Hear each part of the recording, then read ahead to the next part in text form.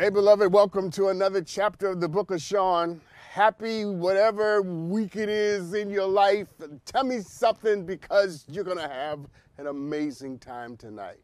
Our dear brother Jeff Bradshaw is here. He's an amazing musician. Many of us know him. We know his music. He has made an impact. He has made an imprimatur on the culture. But he's here tonight because he has a very particular, let's call it, issue. What would you say if I told you that you're not what you think and you're not what you say and you're not often what you believe? You are what you do over and over and over and over again. It's what you do over and over again that ultimately defines who you are. And my brother tonight is going to take us into his story, into his narrative of the things that he does over and over again. Some of those things impact his health. Some of those things impact how he feels and his ability to be healthy and vibrant. I want to help him think through it tonight and get him to the place where he understands and where he embraces with more ebullience and power a very basic understanding that your habits define your life, that what we do over and over again ultimately shape the basis of who and what we are. Yeah, we're going to talk about that tonight. And while your habits and my habits may not be what his happens to be, we all have something that we're doing, that we're eating, that we're drinking, that we're watching, that we're whatever, right? And they're not serving us. What do you do when what you do all the time isn't serving the best of who you are? Yeah, we're going to talk about that tonight. We're going to do some Ask Dr. Sean. And of course, we're going to start with some headlines because there's a lot going on in the world. So, play the bumper, Hiley. Let's start with President Joe Biden, people. Joe Biden is turning out to be a very interesting president, and I mean that in a positive way. Here's why. Apparently, Joe Biden is wanting to end hunger in America by 2030. I'm all for this. Joe Biden is planning a White House conference to lay out a plan that will eliminate diet-related diseases and reduce health disparities in America. And more importantly, Joe Biden is working on a conference that's going to try to end hunger in this country by 2030. Now, if you're not clapping, there's something wrong with your morality. Because I say this all the time. In a wealthy country where you have so much money and so much excess and so much food, there should be no such thing as a hungry child in this country. In fact, let's take it further and say there should be no such thing as a hungry person in this country. And I'm happy to hear that Joe Biden wants to tackle the issue of hunger, because I think this is what the government is supposed to be doing, not running around blowing up stuff and bombing people. This is what the government should be doing, finding new ways to tackle old entrenched problems so that we can be a better version of ourselves as a nation and as a people. It's expected that this new plan that he wants to work on will combine the private sector, state and tribal and local and territorial governments, nonprofits, the academy, community organizers. Everybody's going to be involved, because ending hunger in America, if you're going to try to do it by 2030, is going to involve everybody, all hands on deck.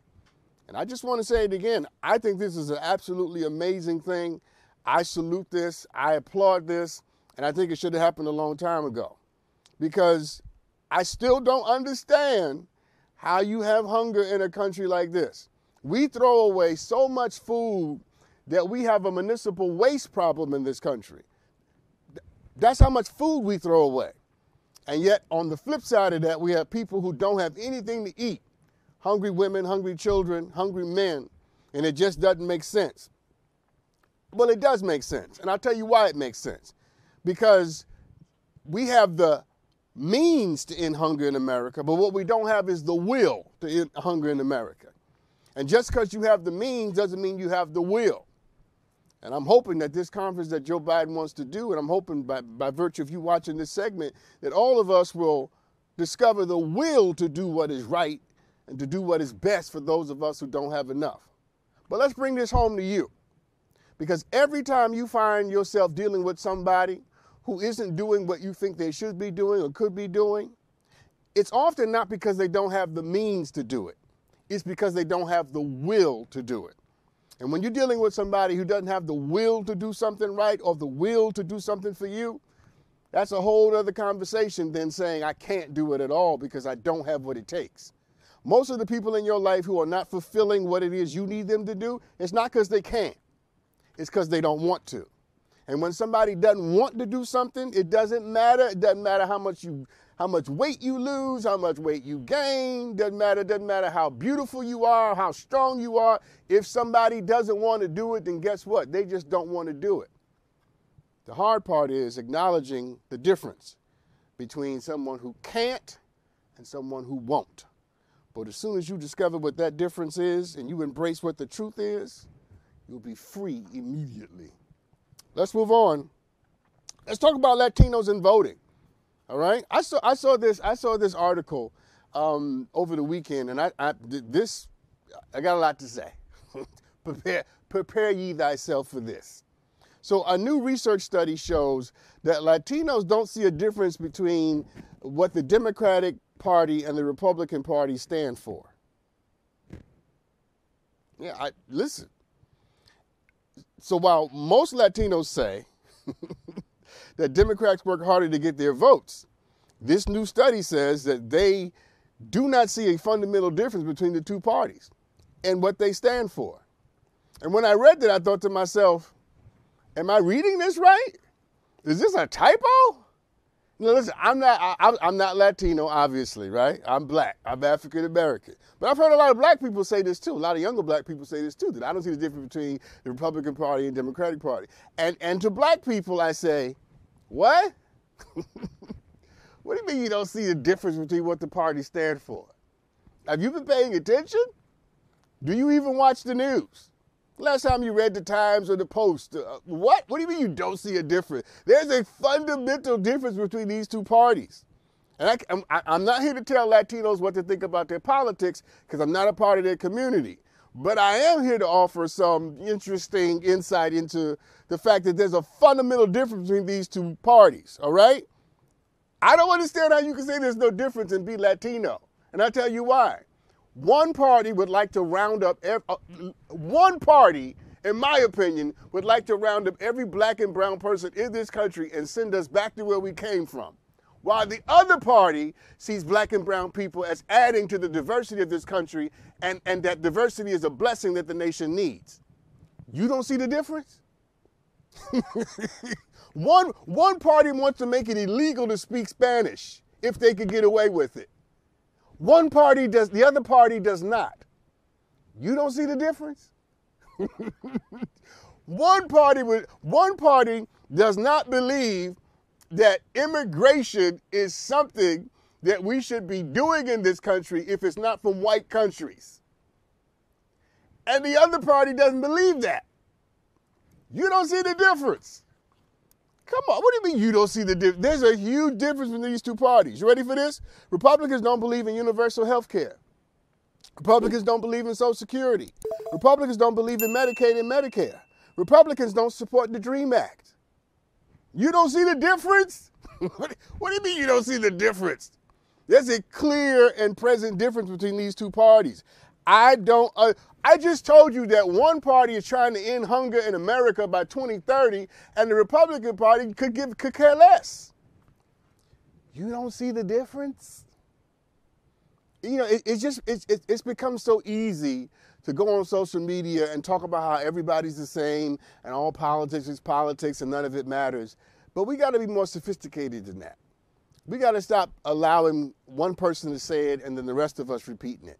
Because there are some clear differences between these two parties, okay? I've just laid out just a few of them, okay? But when it's all said and done, here's what I need y'all to really understand, and I'll be done with this. One party, as it is currently constructed, is rooted in white supremacy. And the other party is fundamentally not. And to all my Latino brothers and sisters, I got some good news for you and some bad news for you. The good news is there is a party that believes your presence in America is important and valuable. The bad news is there's a party that doesn't believe that and thinks that you are problematic and what's wrong with America. And there's a difference. All right, let me move on. Let me move on. Jeff, I'm coming to you, man. Just stay right there, man. I'm coming to you, brother. I'm coming to you, my brother. All right, let's talk about Vladimir Putin, okay? I haven't done a Vladimir Putin story in a while, so I don't want to hear it. But I could not resist this story because you guys heard that Vladimir Putin has now annexed 1/5 of the Ukrainian country. He just went and decided he was just going to take 1/5 of their country. He went in and took whole sections of the country and annexed them into Russia, and now all the people that live there are now, reportedly, according to him, they're all Russian because that's what he wants. So basically, let's follow the logic here. Vladimir Putin stole whole sections and parts of somebody else's country. Okay? And this should not surprise you, and I'll tell you why. Because if a man will lie, he'll steal. And if a man will steal, he will do things that will physically harm and hurt you. And that's why I'm giving you this story. Because there's always a continuum about what people do, especially when people are trying to do negative things.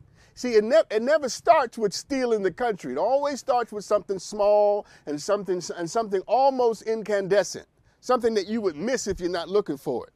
Vladimir Putin started out with a lie, and now the lie has turned into him stealing, and now stealing will turn into more death.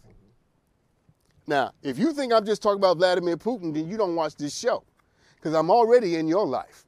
I'm telling you right now that anybody who will lie to you consistently, anybody who will give you falsehoods consistently, is somebody that you cannot trust with anything precious in your life. Because let's try it again. If they will lie, they will steal. And if they will steal, they will hurt you.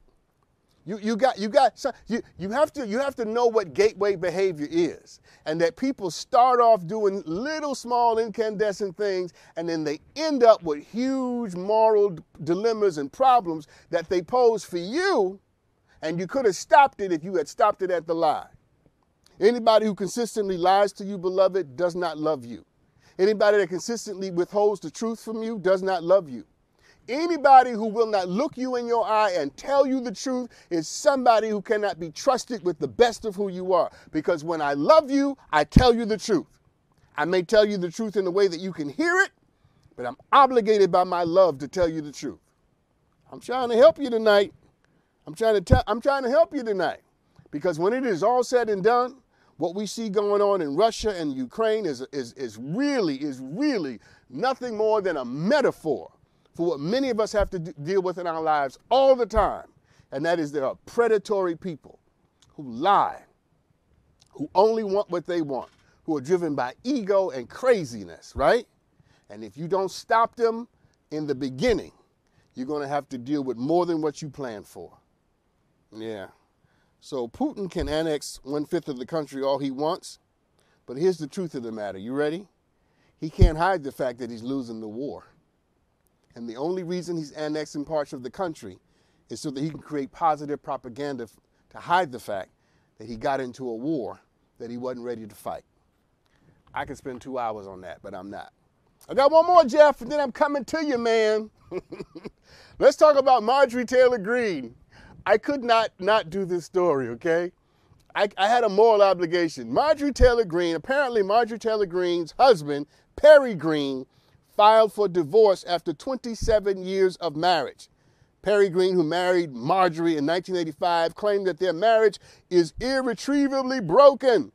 And in the meantime, he asked the court to seal all the existing and future filings to protect the family's privacy. Here's my question, and then I'm done. Can you imagine what it must be like to be married to Marjorie Taylor Greene? To wake up every day and roll over and be looking at Marjorie Taylor Greene every morning? Can you imagine that?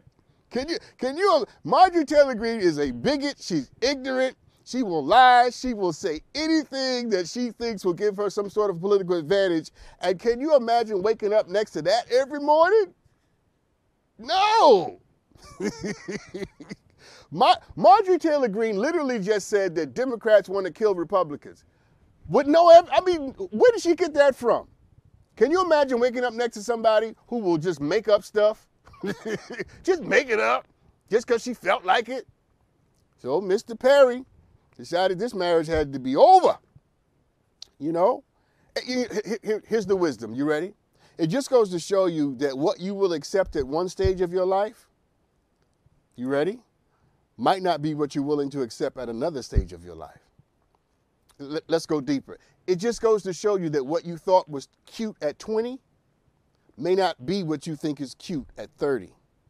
And the things that turned you on in a certain season of your life may not turn you on when you keep on living. That's why when you choose people, you don't choose people based upon where you are. You choose people based upon where you're going. Because everybody who is good now may not be good for tomorrow. And if you don't take my word for it, ask Mr. Perry Green. Anyway, we'll be right back right after this. I'm talking to the amazing Jeff Bradshaw about his journey, a little bit about his music, mostly about his health and the developments of habits, because we are our habits, beloved. I'm going to say it again until I make you upset, until I make you so upset that you get better. You are not what you say. You are not even what you believe. You are what you do over and over and over again. Think about that.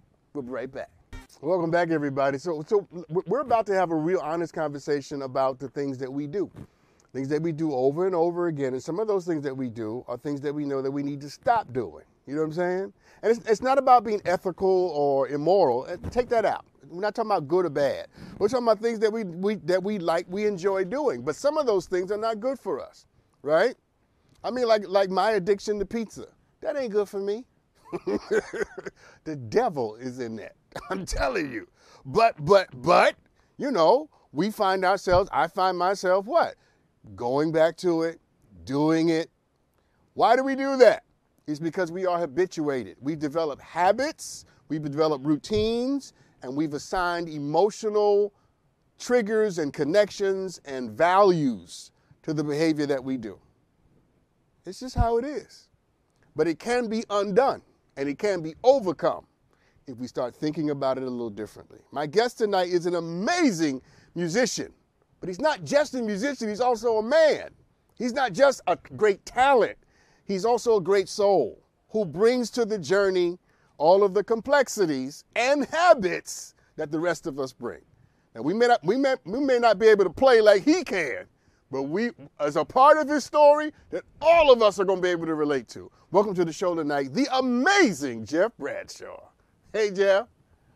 Thank you, my brother. Good to see you, Sean. How are you, man? I am doing well, man. First, thank you for coming on.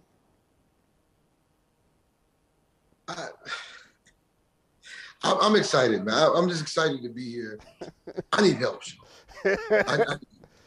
Sean, I'm ready to put me first. I'm really ready to put me first in my journey, touring the world and making great music and touching people at a higher level.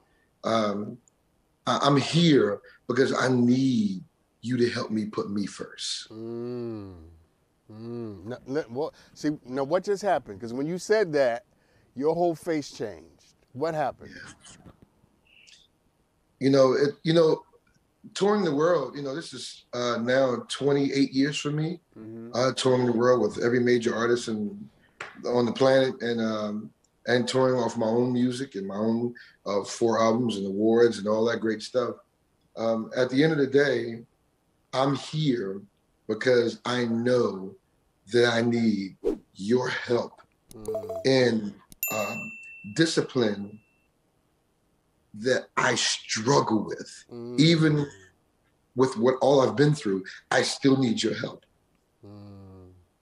How does it feel to say that, to admit that, to be honest about that? I think transparency is very important. I know that I had to get to a point where I knew that even after being diagnosed with a debilitating intestinal disease and knowing that that I should be doing better because of what I've been through, but I'm not. So when you know that you should be doing better and you know you can do better, as a man, as a father of 5 beautiful children, I know that I needed to ask for help to get me over the hump because I know that there are things I can be doing better. And I know that there's a level of discipline that I need to get to. Okay, so let's get to it. Let me ask you this: tell everybody, tell me, what is the area that you struggle to be disciplined in? Well, specifically, 2015 or 2016, I was diagnosed with diverticulitis, which is a debilitating intestinal disease, but it comes from lack of fiber. So what I suffer from is not a total lack of discipline, but a lack of discipline. Not when I'm home. See, when I'm home, I can cook kale. I can go in the kitchen. I can cook kale. I can go into my vegan bag and go into my vegetarian bag, and I can go to my vegan bag and go plant-based. I can go kale. I can go all types of substitute and possible meats and all kinds of stuff that I want to do and stuff that I love to do, like barbecue and Korean. I can't believe I'm losing my thought right That's now. All right. Korean That's cauliflower, yeah. Korean cauliflower, and all the things that I love to cook when I'm home.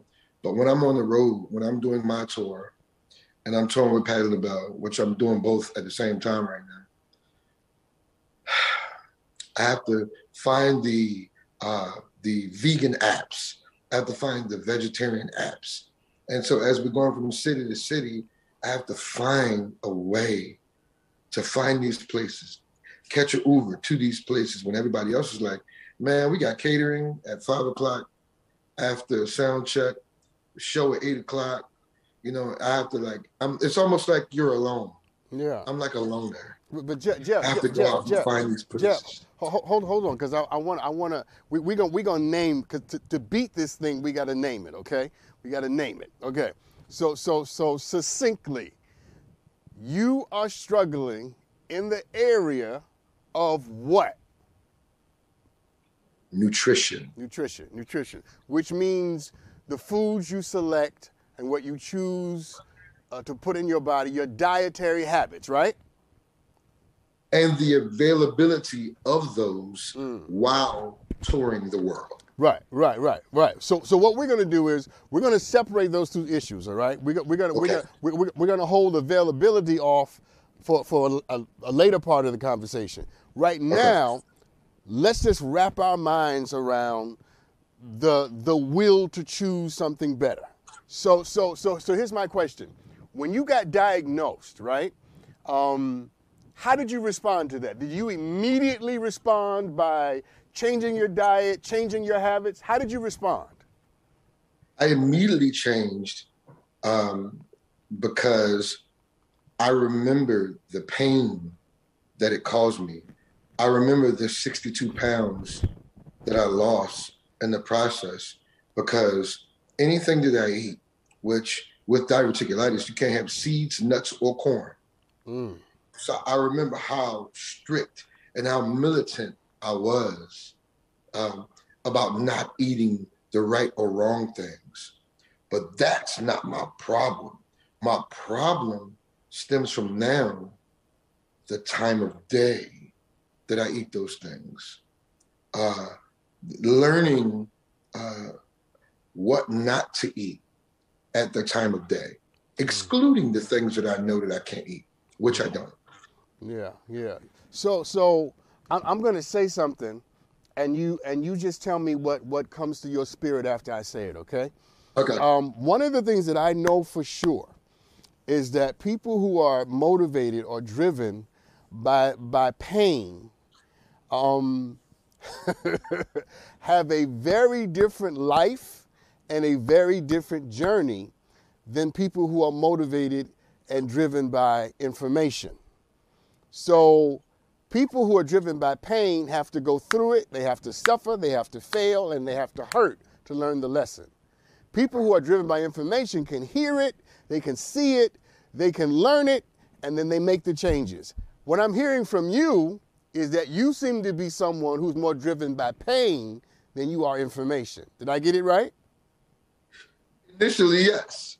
I was driven, absolutely sure. I was driven by pain. I was driven by the things that happened to my body while I was in the midst of going through learning that I had diverticulitis and finding out what it was and what I had to do to rid myself of it or the symptoms, because the symptoms are horrible. It's more than pain. The symptoms are horrible. So I had to rid myself of the symptoms. I had to rid myself of the pain. But you know, once you get past that, then you know, a little cheat here and there. Yeah. But Jeff, because I don't want to get past it. I'll tell you why. Answer this question for me. How close were you to dying? You know, I wasn't that close, but I knew that if I continue in the way because of the loss of blood and, you know, septic poisoning, I could have been in a bad way. I knew I was on my way to being in a very bad place, you know. So that was close enough for me. The fact that the fact that my would have been surgeon, Dr. Emmett Connor at Chestnut Hill Hospital, was like, if you don't change this right now, if you don't fix this right now, or if you don't let me do this surgery and take these 14 inches of your large intestines out, you could really, really put yourself at risk for a shorter life. And that's all I needed to hear. Yeah. See, and that's why I wanted to stay there longer, because that's the moment we build from. That's the moment we take the content we need to develop the discipline that you deserve. I know this for sure. The pain of discipline is always better than the pain of consequences.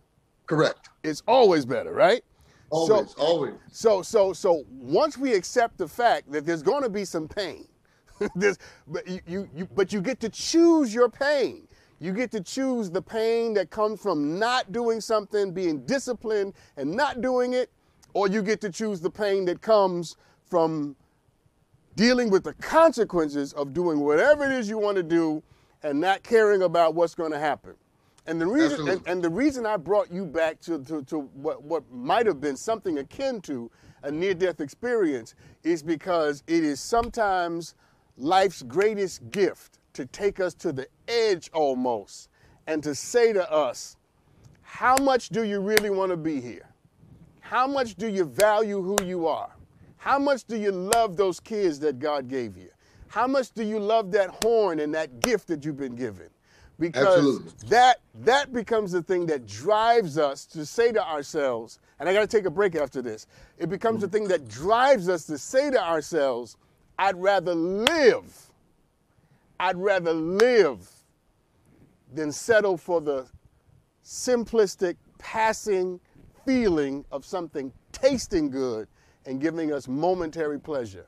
See, Jeff, when we come back, we're going to talk about pleasure, okay? Because a lot of food is rooted in the need for pleasure. Told you it's going to be good. We'll be right back right after this. Welcome back, everybody. We're talking to the amazing Jeff Bradshaw. You know him as a musician, jazz musician extraordinaire. But tonight he's here because we're dealing with some real life human man issues, right? Food. Food. Listen, so Jeff, let me ask you this. And this is a hard question, okay? So but my sense of you is that you can handle this. What emotional need does food fulfill for you? Wow, emotional need. Wow. You know, for me, this is the excuse that I always give myself. Because me as a touring artist, most of our work is done between 8 and 11 o'clock at night. Right. So I'm done work at around 11 o'clock.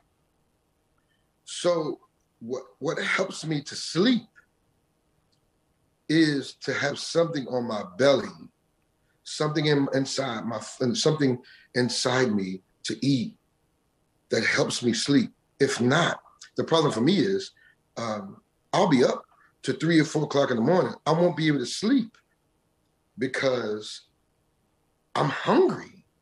And I'm hungry because I just worked maybe for 2 hours, a 90-minute to 2-hour show, depending on, my show is 90 minutes. Patti LaBelle shows are an hour and 45 to an hour and 50 minutes. By the time I'm finished working, I'm sweating, changing clothes, back in the Sprinter, back to the hotel, shower, and I'm starving. I'm starving. At midnight, I'm starving. So my issue is not being hungry, but my issue is everything that I need because of my health condition, everything that I need, there's very, very little of. There's a lack of it. Can you take it on the road with you? So let's deal with that issue. So is it possible, before you go on the road, or when you go to cities that have more health conscious food places, where you can load up a little more on some healthier options, so that they can carry you when you get to places that don't have it? Is that an option for you? It is an option for me, but I'm here because of my laziness of not doing the work, getting Tupperware containers, getting the food that I know that won't hurt me at 12 or 12:30 or 1 o'clock in the morning, food that I can eat, that's good for me, that I can eat. Some hotels have refrigerators in the rooms. Most of the hotels we stay in, don't have refrigerators anymore. So I need to do, it's more work for me. It's more for any of us. Jeff, and you and I we have a great rapport, and I absolutely. I love your spirit. I love talking to you. So I'm going to talk to you as if you were, I don't know how old you are, but as if we were brothers or uncle, nephew, whatever. We are brothers. Okay, good. So as your brother, here's what I'm going to say to you. First, life whispers. And then it yells, and then it slaps you on the back of the head. Your life has already whispered. See, I'm gonna talk to you. This is gonna be Sean and Jeff. I don't want to hear you can't find the containers. No, you have already been through something that had the power to take you out of here. That had the power to end your life, and I need you to love being here enough for you to Absolutely. find the will to break through the laziness. Because your life, Jeff, it's done whispering. The next time it talks to you, it's going to yell. And when it yells, it's never a good message. And I'm saying to you that the fear of what might happen next it ought to be the thing that drives you past anything that make you feel comfort or listen. You're not in a position to be lazy. What's your response to that? You're absolutely right.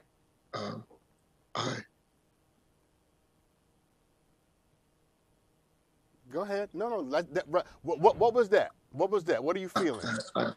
I make no excuses. I make no excuses. It's why I accepted the invitation to be here with you, because I know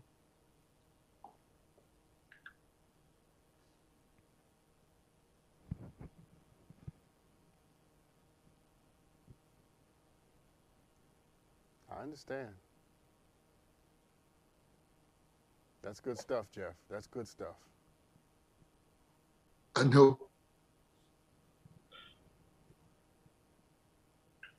I know what I need to do. Yeah. And sometimes you just need a little push. Yeah. It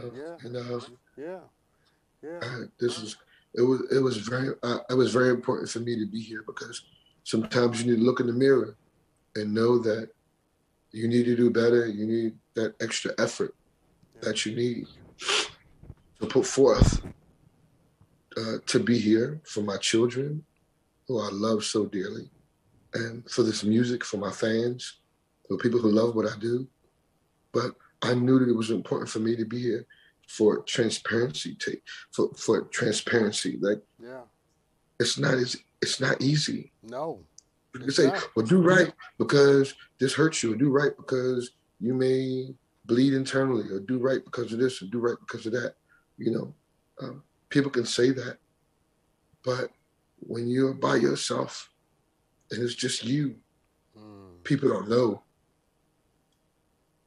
what I go through. They don't know the struggles I have.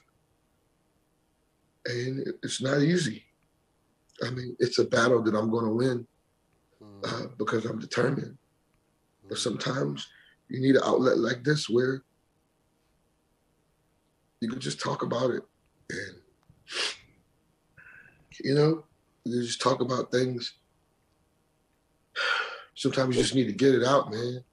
And people don't know you tour the world, this person, that person, your discography, this and that, what you've done. At the end of the day, man, I'm just a little church boy from North Philly. Who has some beautiful children, who was born with a gift that most people went to college for. And I'm just trying not to mess it up. I'm trying not to mess it up by making bad decisions and shortening my life. I appreciate you. No, listen. Come on your platform. I want to jump in and say this to you though, because you've given us so much tonight, and I honor you, because you've been so authentic and transparent. But I want to push you on something. After the show is over and you're back in the hotel room and you've worked for 2-3 hours, I want to suggest to you that what you feel isn't just hunger. I'm not saying you're not hungry, but I'm saying that it's also an emotional event going on. So whether that's feelings of isolation, loneliness, whether that's feelings of being depleted, anxious, insecure. Artists and people who do what I do, people who do what you do, we're the most insecure people on the planet. We always want to know how, you know what I'm saying? So I'm saying there is an emotional component to your eating habits. It's not just physical hunger. It's not. There's an emotional component to it. And I want you at some point to feel empowered to really think through and address that emotional side of it.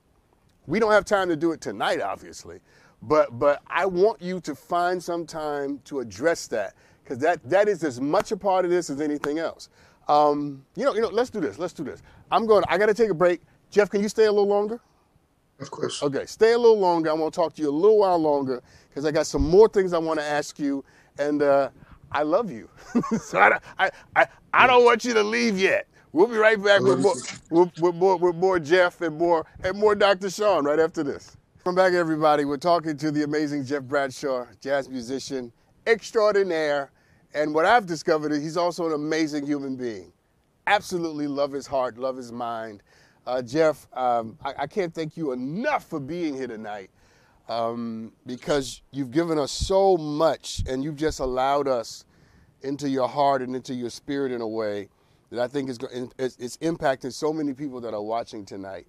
Let me ask you a question. Are you familiar with intermittent fasting? Yes.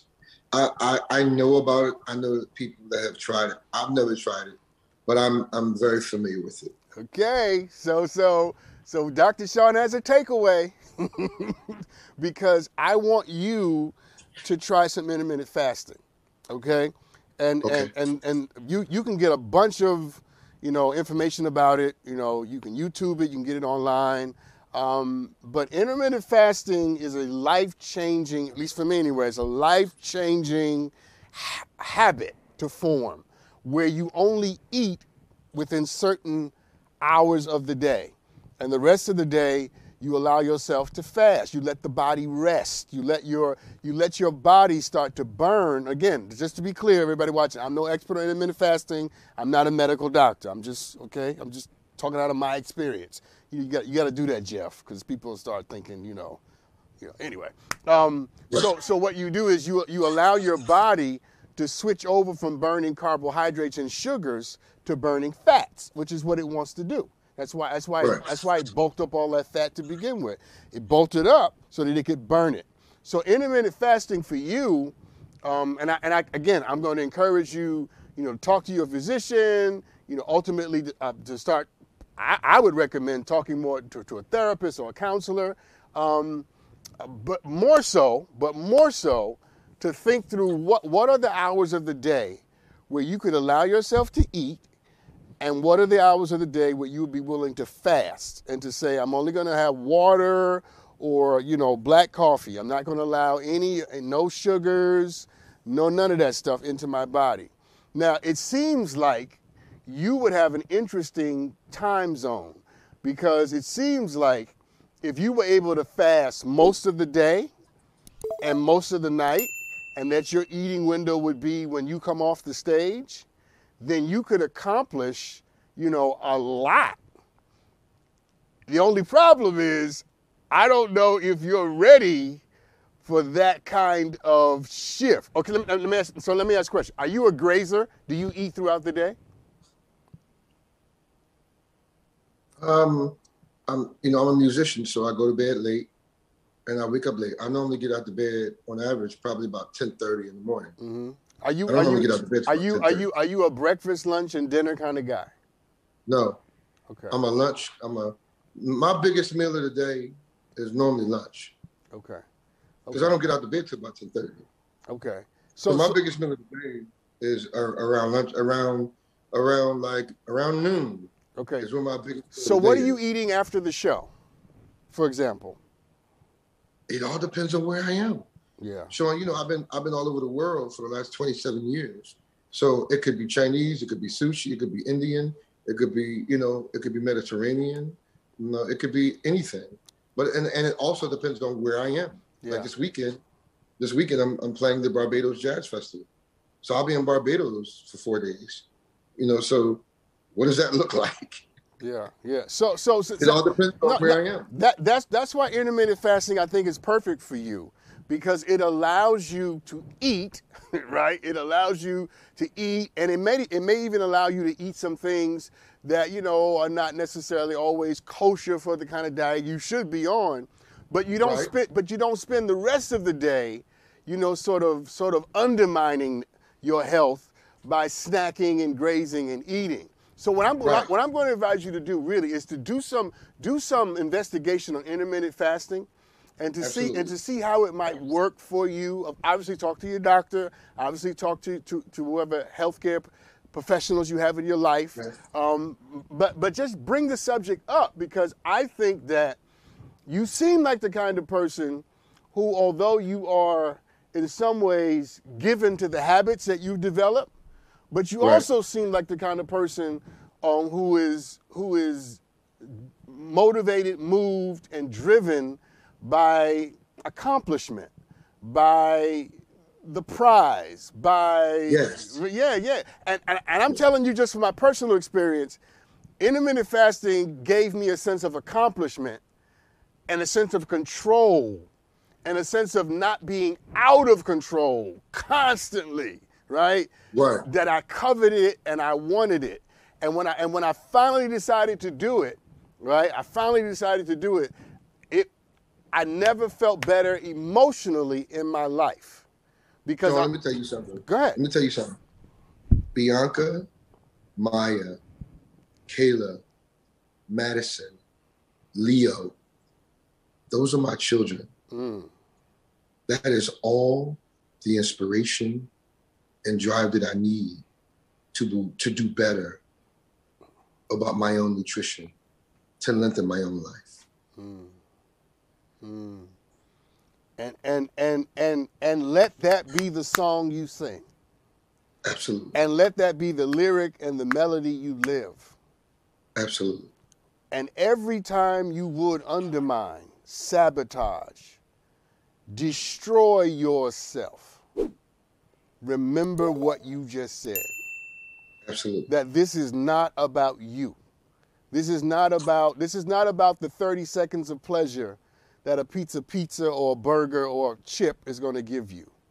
Right. What you're working on is something far more indelible and special.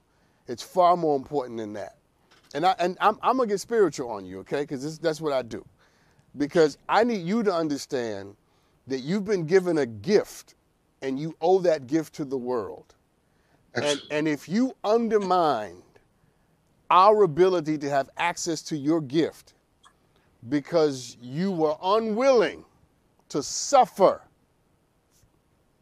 to save your own life, then you're going to have to answer to that. And you won't have to answer to me. You know what I'm saying? I right? agree. I agree. Yeah. Jeff, I got to let you go, but let me just say this to you. I think you're going to be all right. I think Absolutely. It's a journey, not a moment. And every day that you fail, get up the next day and be determined to do it again. And one day, you will surprise yourself and realize that you're actually doing it. Sean, I appreciate you. I know because of people like you and the God that I serve will give me the strength to move through and excel at this very transparent moment in my life, but also this very important moment in my life, and this where I am with new music coming out and all that kind of stuff. I want to look a certain way. I want to be a certain way. I want to be healthier because I'm in a good place, but I need to be in a great place. In order for me to get to the next level, I know that it's going to take a level of discipline that's not short term. Yeah. Are you ready? I'm ready. Are you ready? I'm ready. So let's do it. Let's make today, let's make right now the beginning of an entirely different journey with nutrition. Absolutely. Yes? I'm ready. Okay. I wouldn't have come here if I wasn't. Sean, believe me, I'm a very private person. I'm a very private, prideful man. But I came here because I needed something to help me change the trajectory of where I feel like I was moving. I feel like I was, walking, uphill on an ice slope, Yeah. And I was like, I need something. And I appreciate you. I appreciate you. I appreciate you allowing me to come on your platform and be transparent. And I know that the God that I serve won't fail me. And but I also know, but it takes self-discipline. And I know that I have everything to live for, everything to do right by. And I'm just so thankful that you allow me to be here with you. And I'm thankful for you. I'm going to look into intermittent fasting. I have a really good friend of mine, a really great friend close to me, who's an obesity specialist. I'm not obese, but can help me out with meal plans. An incredible doctor in the DMV area named Dr. Yolanda Hancock, who can help me with meal plans and help me with intermediate fasting. So I have people in my life and in my circle that can help me get through things. But I'm so thankful of this platform.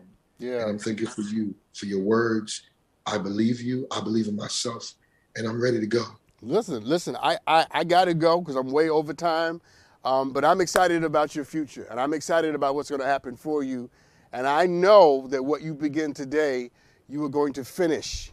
You're going to finish what you started today. Listen, I got to go. I got to take this break. Thank you, Jeff, for being here. When we come back, I'm going to do some aha. I learned a lot from this. So we're going to do an aha moment when we come back. It's a lot. This is good, people, okay? Soul food. That's what I do. We'll be right back. That was an amazing conversation, wasn't it? I mean, there's a lot to learn from that, a lot to get out of that. And, hey, let's do some aha moments. Play the bumper, Hailey. It's so, first of all, you can't help but love Jeff, right? Jeff Bradshaw is such an amazing spirit.